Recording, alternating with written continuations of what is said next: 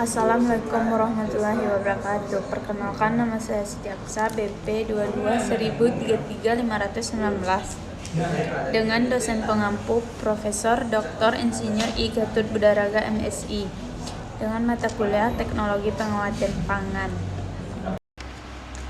Studi kasus iradiasi pangan. 1. Iradiasi pada lada hitam. Apakah iradiasi cocok diterapkan? Ya, sangat cocok. Iradiasi efektif untuk menurunkan jumlah mikroorganisme atau bakteri, kapang, dan kamir pada rempah-rempah serta memperpanjang umur simpan tanpa menggunakan bahan kimia. Jenis sumber radiasi yang paling tepat. 1. Memiliki daya tembus tinggi sehingga cocok untuk produk rempah yang dikemas dalam jumlah besar.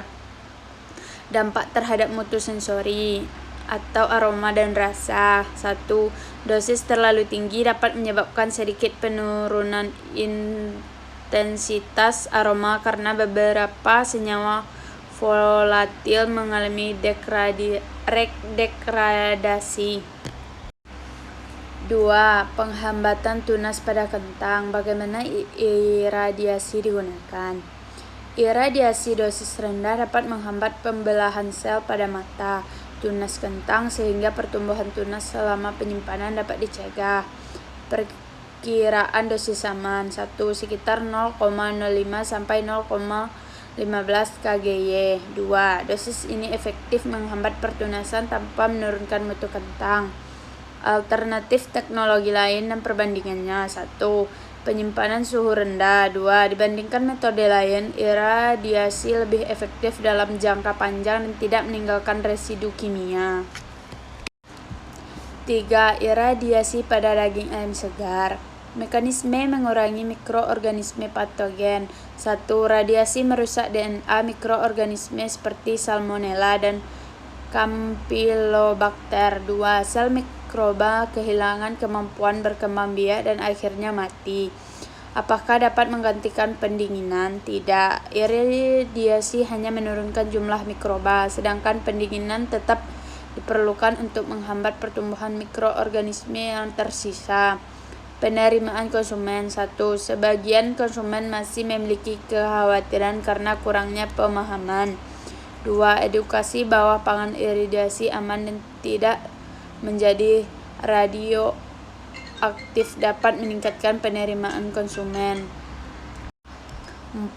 Iradiasi mangga untuk karantina ekspor. Bagaimana digunakan sebagai perlakuan karantina?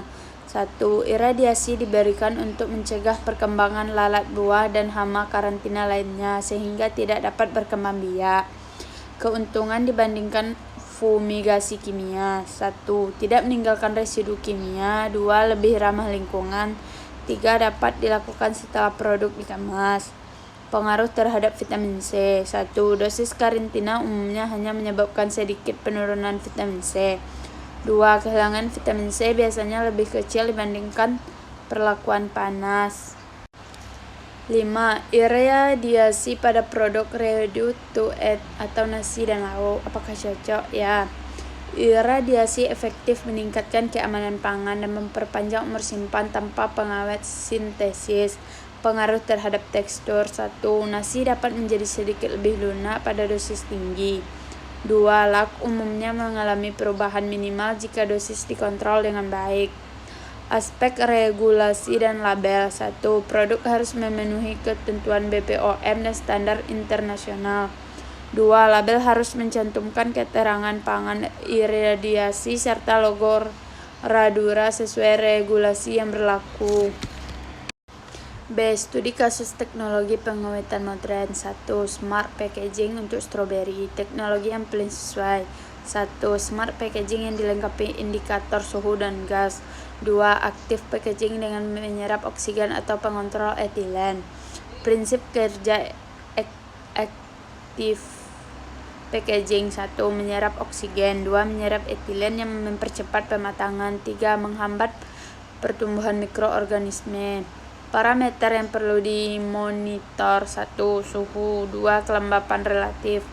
3. Konsentrasi O2. 4. Konsentrasi CO2. 5. Kandungan etilen. 2. High Pressure Processing atau HPP pada daging olahan. Prinsip kerja HPP. 1. Produk diberi tekanan sangat tinggi 300-600 MPa. 2. Tekanan merusak membran dan enzim mikroba tanpa pemanasan tinggi. Keunggulan dibandingkan pemanasan termal. 1. Rasa lebih segar. 2. Kandungan nutrisi lebih terjaga. 3. Kerusakan warna lebih kecil. 4. Kehilangan vitamin lebih rendah. Pengaruh terhadap tekstur dan warna. Dapat meningkatkan kekompakan tekstur protein. 2. Warna daging dapat menjadi sedikit lebih pucat pada tekanan tinggi. 3. Cold plasma pada fruit salad. Mekanisme menonaktifkan mikroorganisme. 1. Menghasilkan spesies reaktif oksigen atau ROS dan nitrogen atau RNS. 2. Senyawa reaktif tersebut merusak membran sel, protein, dan DNA mikroba. Apakah aman? 1. Ya, karena tidak meninggalkan residu berbahaya. 2. Dianggap sebagai teknologi non-termal yang aman untuk pangan segar. Tantangan penerapan industri. 1. Biaya peralatan relatif tinggi. 2. Keseragaman perlakuan pada produk dalam jumlah besar. 3. Standarisasi proses masih terus dikembangkan. 4. Edible coating nanoemulsi pada mangga kupas. Konsep edible coating nanoemulsi. 1. Lapisan tipis yang dapat dimakan dengan ukuran partikel nano. 2. Berfungsi sebagai penghalang gas dan kelembapan. Cara menghambat respirasi buah. 1. Mengurangi pertukaran oksigen dan karbon dioksida. 2. Memperlambat metabolisme dan pematangan buah. Bahan alami yang dapat digunakan. 1. Kitosan. 2. Pektin. 3. Alginat. 4. Minyak atsiri kayu manis. 5. Minyak serai. 6. Minyak cengkeh. 5. Internet of Things atau IoT pada cold chain frozen food. Penerapan IoT. 1. Sensor dipasang pada kendaraan, gudang, dan kemasan. 2. Data dikirim secara real-time ke sistem monitoring berbasis internet. Sensor yang diperlukan. 1. Sensor suhu. 2. Sensor kelembapan. 3. GPS untuk pelacakan lokasi. 4. Sensor pintu atau getaran. 5. Data longgar digital.